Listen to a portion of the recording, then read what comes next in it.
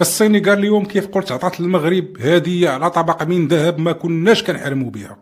كان كيسحب لهم بان الزحف الى باريس بجيش جرار ديال المحامين غادي يخلعنا. الساعه هما جابوها في راسهم وداروا الانتحار الاجرائي. نعم، الانتحار الاجرائي اللي يمكن لنا دابا ندرسوه في المعاهد ديال القانون. فالوقت اللي كان خاصهم يرفعوا دعوه قضائيه ضد الكاف بوحده وييه مشاو جرجروا الجامعه الملكيه المغربيه لكره القدم وسماوها طرف اصيل في هذه القضيه. واش فهمتوا هذا الغباء القانوني شنو كيعني؟ كيعني ان السنغال ومن حيث ارادت محاصره المغرب فراها فتحت لينا الباب ديال الطاس من الواجهه الكبيره ودخلتنا لهذه المحكمه بصيفتنا الخصم القوي اللي غادي يقلب عليهم الطاوله بالقانون الدولي.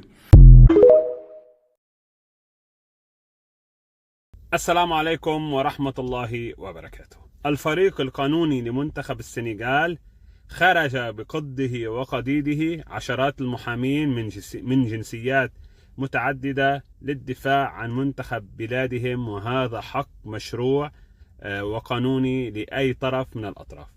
ولكن الفريق القانوني السنغالي تحدث عن أمور لا علاقة لها بالقضية، مثلا أن هناك توجه لتوجيه أو لرفع دعوة على 5 أشخاص، وقالوا أن المغرب لا علاقة له بالموضوع ولكن بتهمة الفساد، ويطالبون بتحقيق جنائي في أمريكا.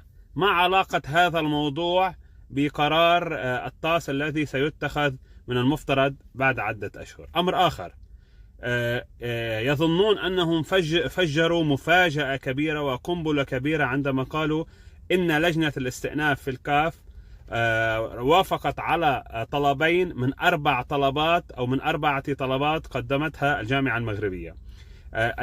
لجنة الاستئناف وافقت على أن السنغال انسحب، يعني أيدت واقعة الانسحاب، أن السنغال خسر المباراة ب3 أهداف نظيفة، ولكن الكاف لم توافق على تجريد اللقب من السنغال واستعادة الكأس والميداليات والمكافآت المالية.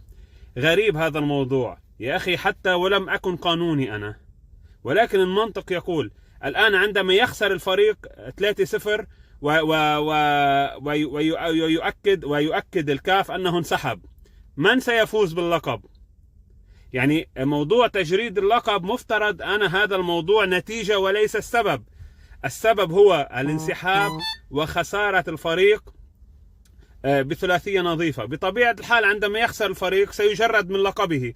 هلا موضوع الكأس والميداليات من الأول أنا قلت لكم أن لا يزال الوضع كما هو عليه، ولكن موضوع الفريق القانوني السنغالي كان لافتا حديثه عن أمور خارج إطار النهائي، أن موضوع ما حصل في 17 مارس في الكاف وأن غير عقلاني وعبثي.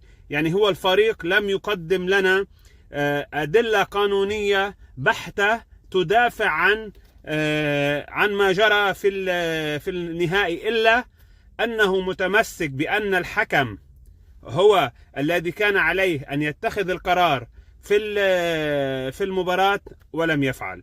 يعني كما قلت لكم إن السنغال، ملف السنغال يعتمد على أمرين: المادة 5 من قانون كرة القدم، والتي تتحدث أن الحكم هو سيد المباراة وأن قراراته لا يمكن أن يغيرها قرار إداري. والأمر الآخر روح المادتين 82 و84 بأن واقعة الانسحاب لم تكتمل، ذهب أو غادروا الملعب ثم عادوا واستأنفوا المباراة.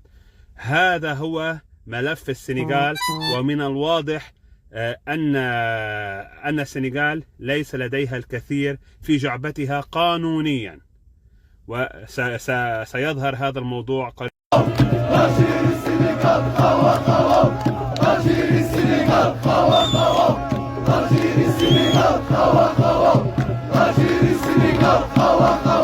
رئيس الاتحاد السنغالي عبد الله فال كيقول فوز القجع والله لا حلمتوا بهذا الكاس، حنايا غادي نحتفلوا في وسط فرنسا. محكمة الطاس غادي تنصف المنتخب السنغالي، ولكن فوز القجع كيقول له حنا غنتغداو بك قبل ما غتعشاو بينا، حنايا غادي نحتفلوا اليوم في وسط اسبانيا والعالم غادي يعرف حنا هما ابطال افريقيا. كمل معايا الفيديو حتى الاخر، عندي لكم مفاجأة. كما عارفين ان المنتخب المغربي غادي يلعب ضد الاكوادور اليوم مع 9 بما ان المنتخب المغربي هو بطل افريقيا يعني اليوم غادي يحتفل بالكاس، والجماهير المغربيه حتى هي غادي تحتفل مع المنتخب. هادشي غادي يخلي الاتحاد السنغالي يكعاوز خط، حيت حنا غادي نلعبوا قبل السنغال غادي يلعبوا حتى الغدا مع 5 العشيه ضد البيرو، يعني اخوتي حنايا غادي نحتفلوا قبل ما يحتفلوا هما. ومحكمه الطاس وبركاته، اهلا وسهلا بكم في حلقه جديده من طريق المعرفه على قناه ماك شرقاوي شو. انتوا عارفين ان احنا اللي بنقوله لكم من خلال الاجراءات القانونيه هو اللي بيحصل. النهارده عنوان حلقتنا نكشف موقف المغرب القانوني للطعن الذي تقدمت به السنغال للتاس المحكمه الرياضيه الدوليه.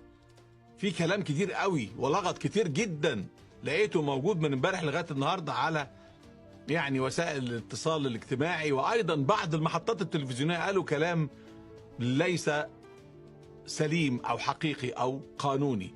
النهارده هنحط ايدينا على هذا الملف. حلقه مهمه لو عايز تعرف ايه الموقف القانوني وعايزكم تطمنوا، الكاس جاي. تحياتي، خليكم معايا.